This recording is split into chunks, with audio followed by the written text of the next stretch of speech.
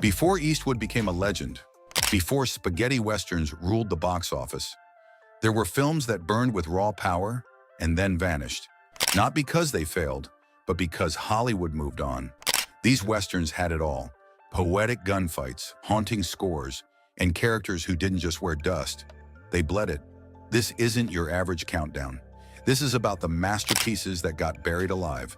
Stick around till the end. These are the 10 highest-rated westerns of the 1960s that Hollywood left behind. But real fans never forgot. 1. Ride the High Country, 1962. Directed by Sam Peckinpah, this was no shoot-'em-up flick. It was a quiet elegy about aging, honor, and a West that no longer exists. Randolph Scott and Joel McCrea play two aging lawmen on a final job, each confronting the ghosts of their past. At the time, it went mostly unnoticed, but critics now call it a masterpiece. Some even say it paved the way for modern revisionist westerns. Rotten Tomatoes, 91%. And yet, ask the average viewer, they've never heard of it. 2. The Shooting, 1966. A strange, almost surreal western from Monte Hellman, starring a young Jack Nicholson. Minimal dialogue, stark desert landscapes, and a slow, creeping sense of dread. It's less about gunfights and more about psychological breakdown. Some called it boring in 1966. Today, it's a cult gem, praised for its tension and ambiguity. Quentin Tarantino once cited it as an influence. Still, it barely made a dent in theaters. Hollywood shelved it. Critics resurrected it. 3. Day of the Outlaw, 1960.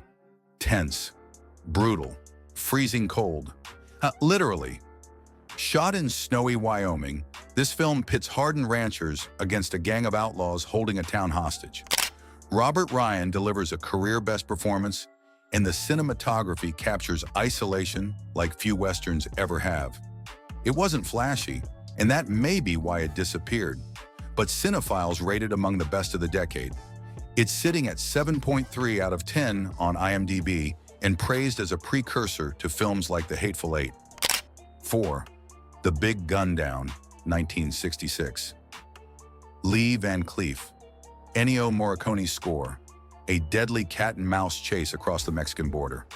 This isn't just another spaghetti western, it's one of the best ever made. Van Cleef plays a relentless bounty hunter chasing a clever, possibly innocent fugitive. Critics in Europe praised it as a triumph of style and substance, but in the US, it was chopped up and barely released. The original cut, buried for decades. Now restored, it holds a 92% rating and earns comparisons to The Good, The Bad, and The Ugly. 5. 7 Men from Now, 1960 re-release. Technically made in 1956, this Bud Boetticher classic was re-released in the 60s and found a second life, at least among critics. Randolph Scott plays a man chasing the outlaws who killed his wife, but the deeper conflict is internal, lean, poetic, and tragic. This was no hero's tale. It was about pain, regret, and moral ambiguity. For decades, it was nearly impossible to find. Today, it's hailed as one of the finest westerns ever made. Still, mainstream audiences? Most have no idea it exists. 6. Major Dundee, 1965. Before The Wild Bunch, Peckinpah delivered Major Dundee, a messy, magnificent epic starring Charlton Heston as a Union officer on a renegade mission into Mexico.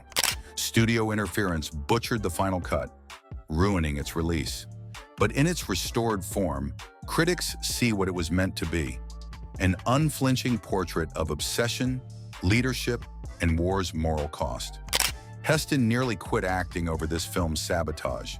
Today, it's studied in film schools but almost never screened. A buried giant. 7. The Great Silence, 1968. In a snow-covered hellscape, silence is deadly. Literally.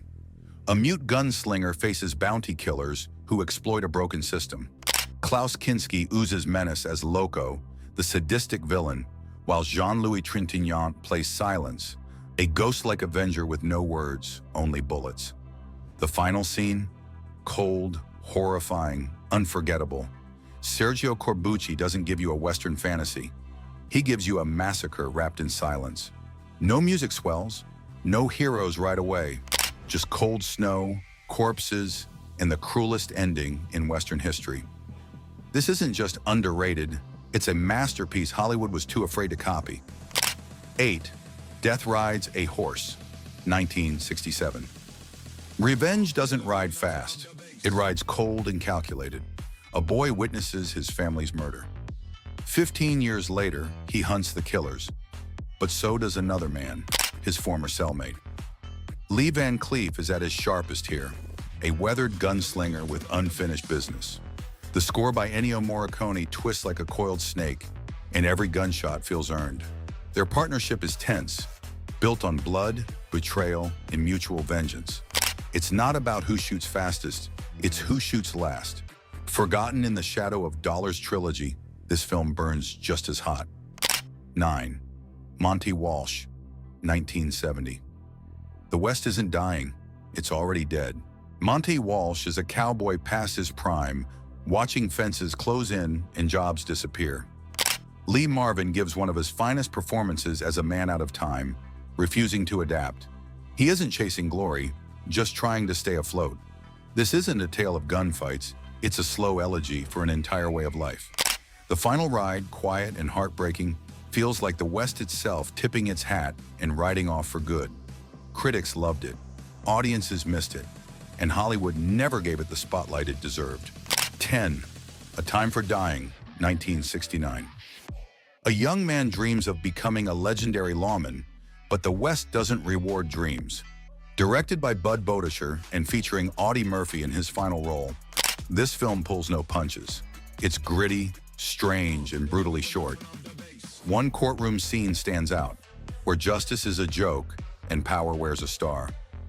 Murphy's cameo as Jesse James is haunting, a symbol of what the West used to be. The film's abrupt, chilling ending reminds you, the frontier chews up idealists and spits out corpses.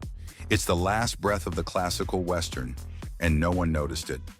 How many of these lost legends had you even heard of? Did any surprise you? Or maybe, just maybe, you've got a forgotten classic of your own to share. Drop it in the comments. We're always digging for buried gold.